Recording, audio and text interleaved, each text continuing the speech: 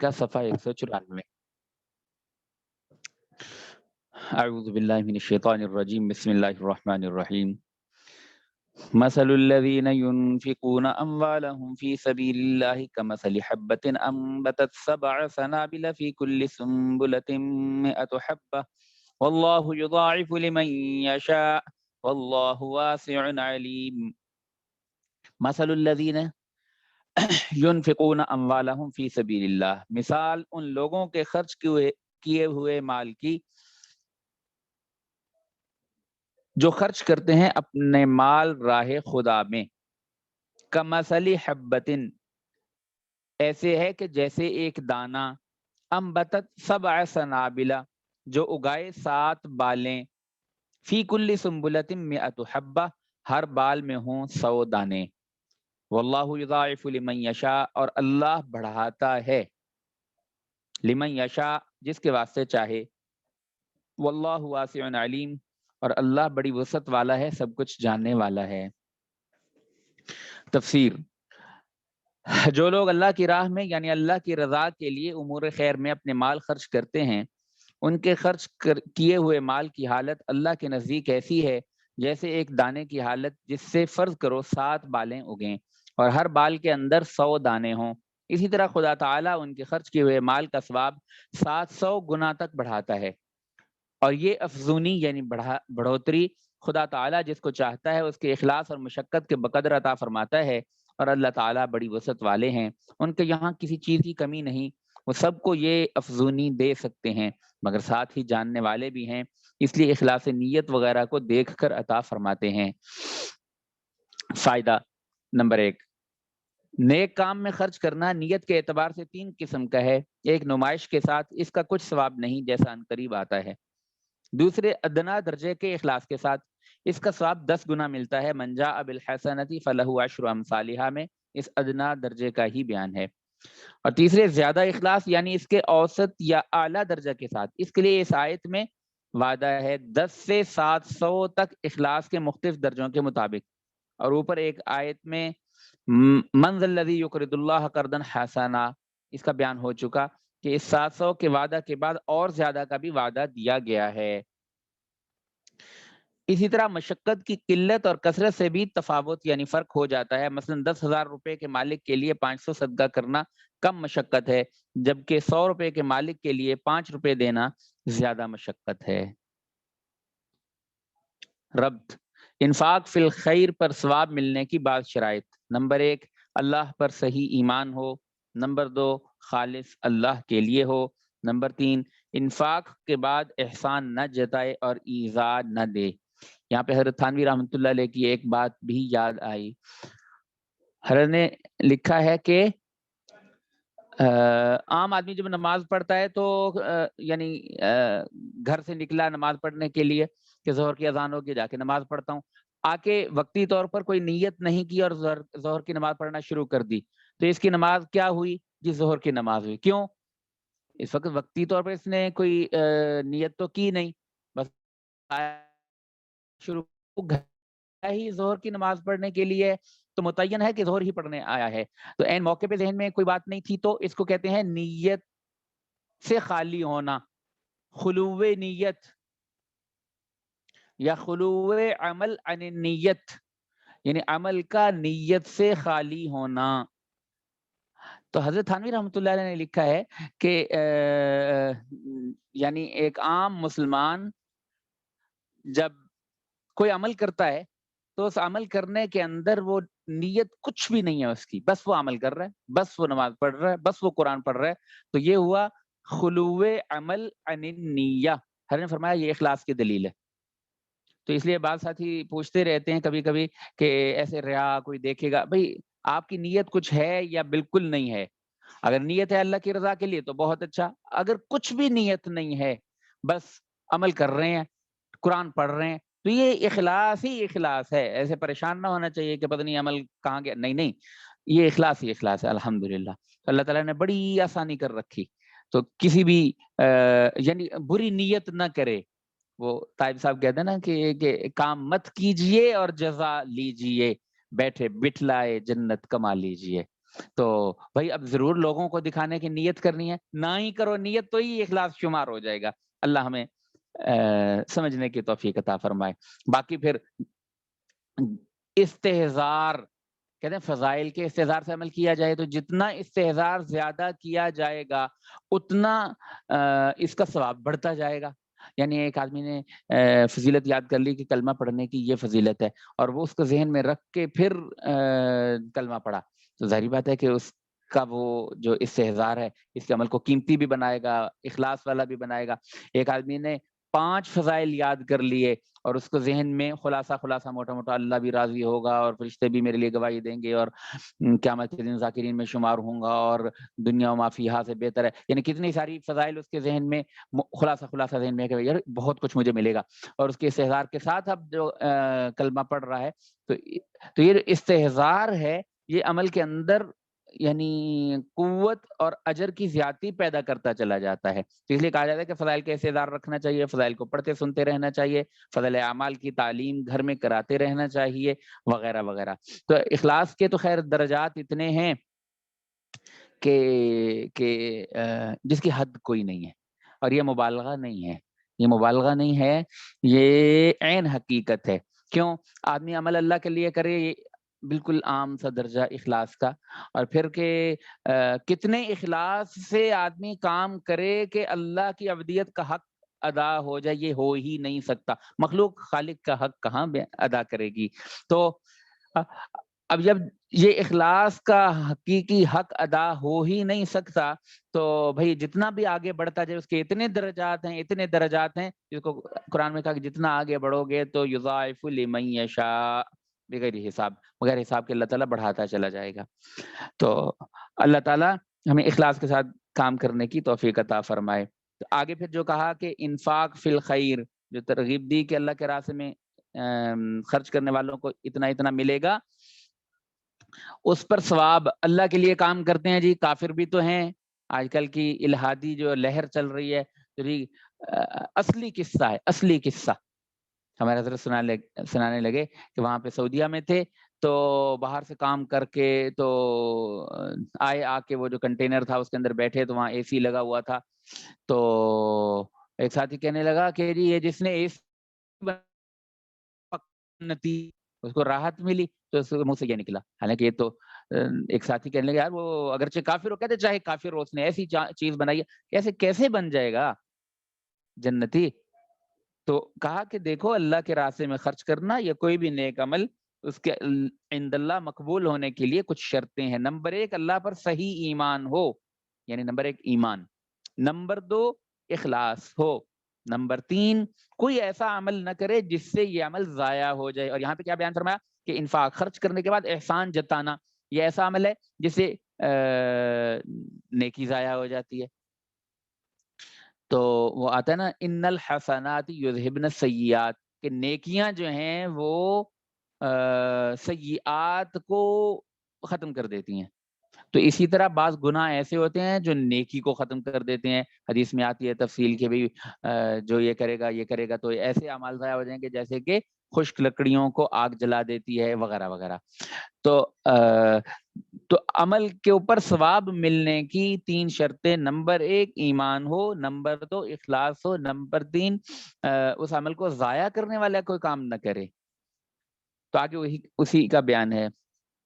الذين ينفقون اموالهم في سبيل الله ثم لا يتبعون ما انفقوا منا ولا اذى لهم اجرهم عند ربهم ولا خوف عليهم ولا هم يحزنون قول معروف ومغفرة خير من صدقة يتبعها اذى والله غني حليم.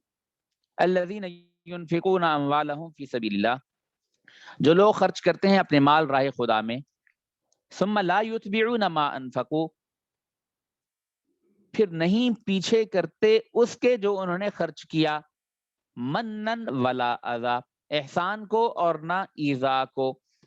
من کہتے ہیں احسان جتلانا، یعنی جو خرچ کر دیا اس کے پیچھے پھر نہیں کرتے احسان جتلانے کا عمل اور نہ ایذا رسانی، کہ میں نے تجھے مشکل تھی تو اتنے پیسے دیے تھے اور وہ سب کے سامنے سفید پوش آدمی تھا، اس کی بھد اڑ گئی، اس کی ساری عزت جاتی رہی کہ لوگوں سے پیسے لیتا ہے وغیرہ وغیرہ. کوئی کچھ نہ بھی سمجھے لیکن اس کو اپنی نگاہ میں گرا دیا تو یہ اذا، یہ ایذا رسانی ہے. تو ایسا نہیں کرتے. تو کہا ثم لا يتبعون ما انفقوا منا ولا اذى، پھر نہیں پیچھے کرتے اس کے جو انہوں نے خرچ کیا احسان کو اور نہ ایذا کو. لہم اجرہم عند ربہم، انہی کے لیے ہے ان کا ثواب ان کے رب کے یہاں. ولا خوف علیہم ولا هم يحزنون، اور نہ ڈر ہوگا ان پر اور نہ وہ غمگین ہوں گے. قول معروف،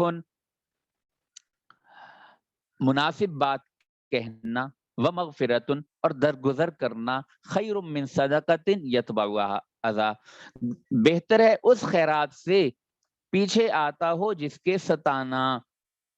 خیر من صدقۃ، ایسے صدقے سے بہتر ہے، یتبعها، جس کے تابع ہو، اذى، ایذا رسانی. حضرت ترجمہ کیا بہتر ہے اس خیرات سے پیچھے آتا ہو جس کے ستانا. واللہ غنی حلیم، اور اللہ بے پرواہ ہے، نہایت تحمل والا ہے. تفسیر: جو لوگ اپنا مال اللہ کی راہ میں خرچ کرتے ہیں پھر خرچ کرنے کے بعد نہ تو جس کو دیا ہے اس پر زبان سے احسان جتلاتے ہیں اور نہ برتاؤ سے اس کو آزار پہنچاتے ہیں، ان لوگوں کو ان کے عمل کا ثواب ملے گا ان کے پروردگار کے پاس، اور قیامت کے دن نہ ان پر کوئی خطرہ ہوگا اور نہ وہ مغموم ہوں گے. اور ناداری کے وقت جواب میں معقول اور مناسب بات کہہ دینا، اور اگر سائل بدتمیزی سے غصہ دلائے یا اصرار سے تنگ کرے تو اسے درگزر کرنا 1000 درجہ بہتر ہے ایسی خیرات دینے سے جس کے بعد آزار پہنچایا جائے. اور اللہ تعالیٰ خود غنی ہے، کسی کے مال کی ان کو حاجت نہیں. جو کوئی خرچ کرتا ہے اپنے واسطے کرتا ہے پھر آزار کس بنا پر پہنچایا جائے. اور اللہ تعالیٰ بڑے حلیم بھی ہیں کہ بندوں کی نافرمانیوں کو برداشت کرتے ہیں، تو تم بھی دوسروں کی تکلیف دہ باتوں کو برداشت کیا کرو.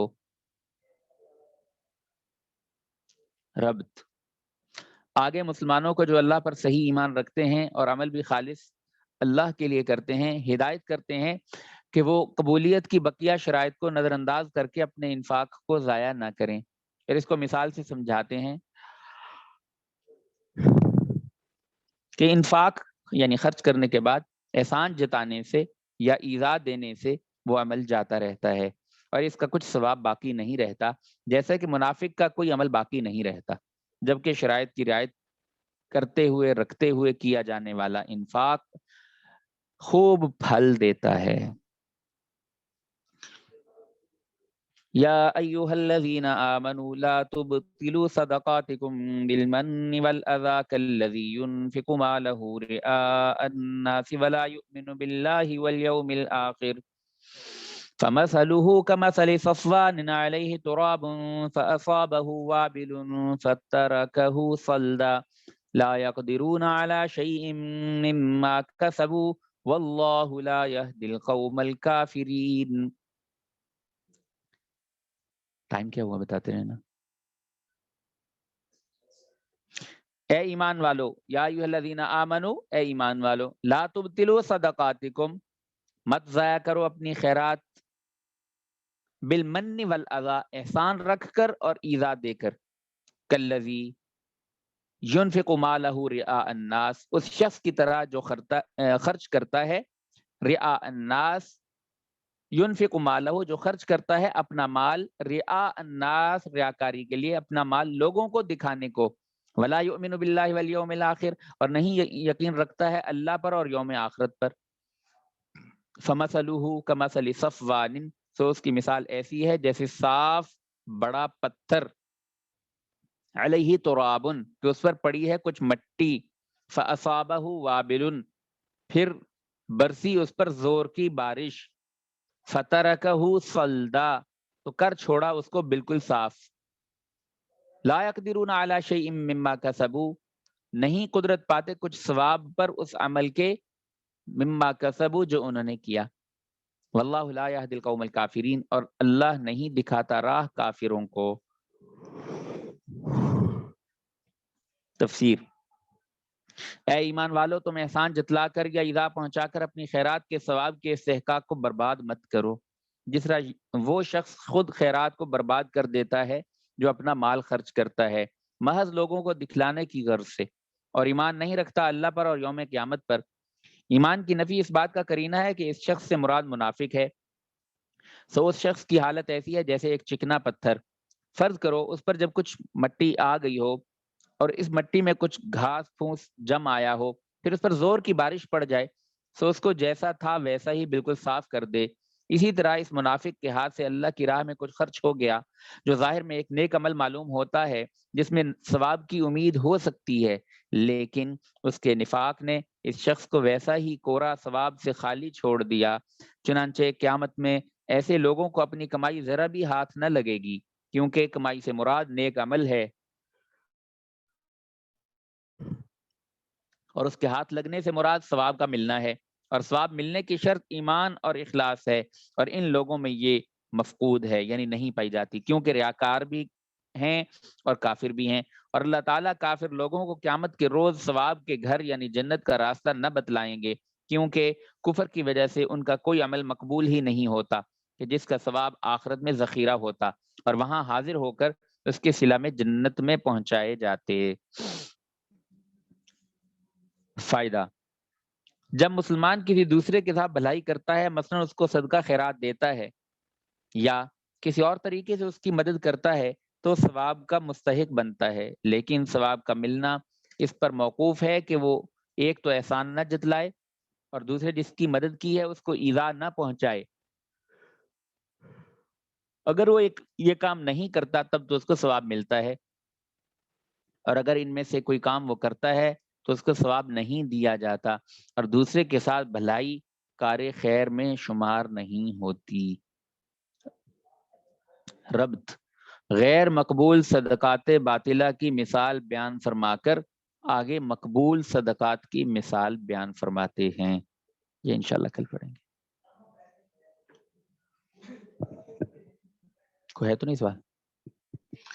السلام علیکم۔ مولانا وعلیکم یہ السلام۔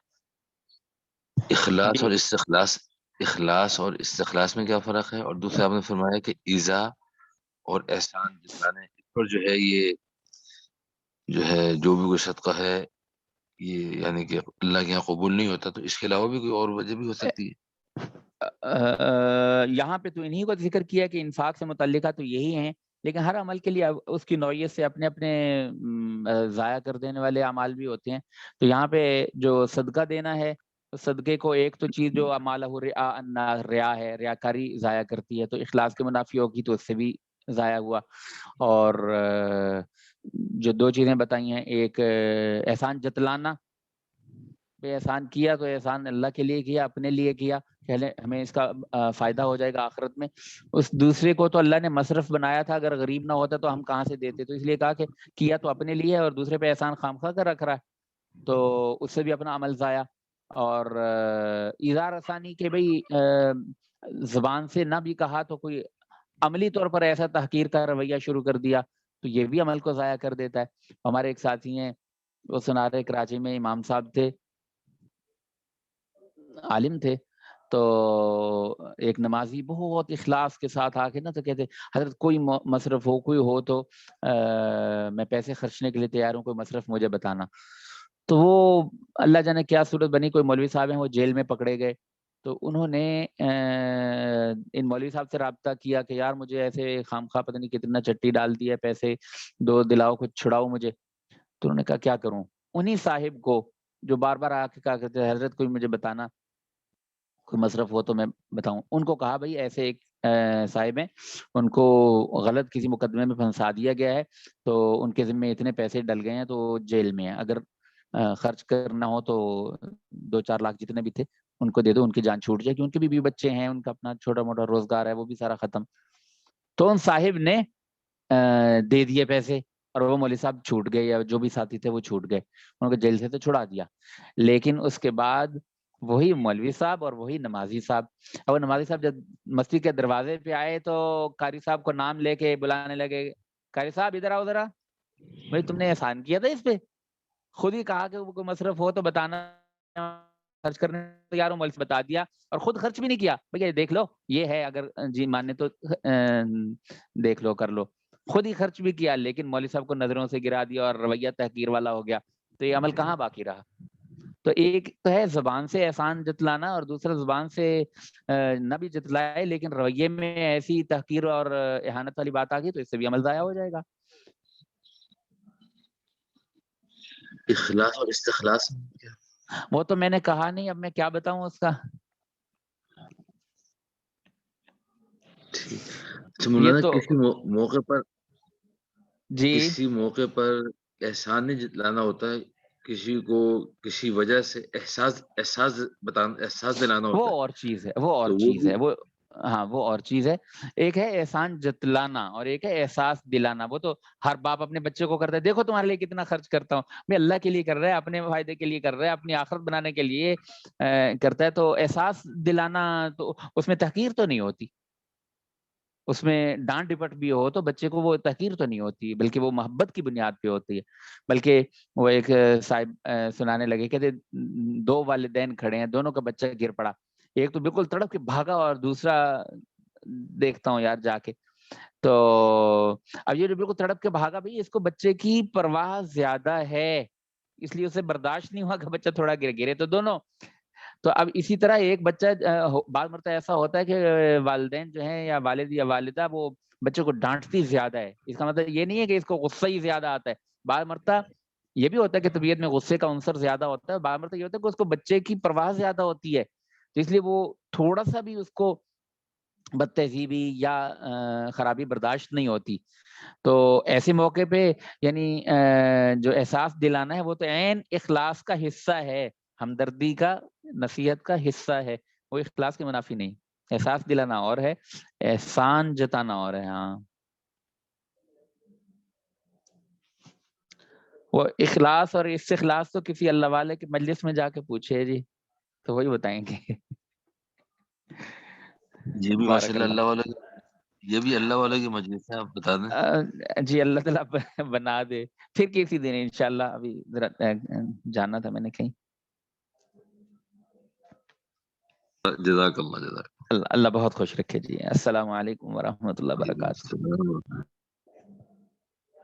کوئی اور ہے اعتراض سوال؟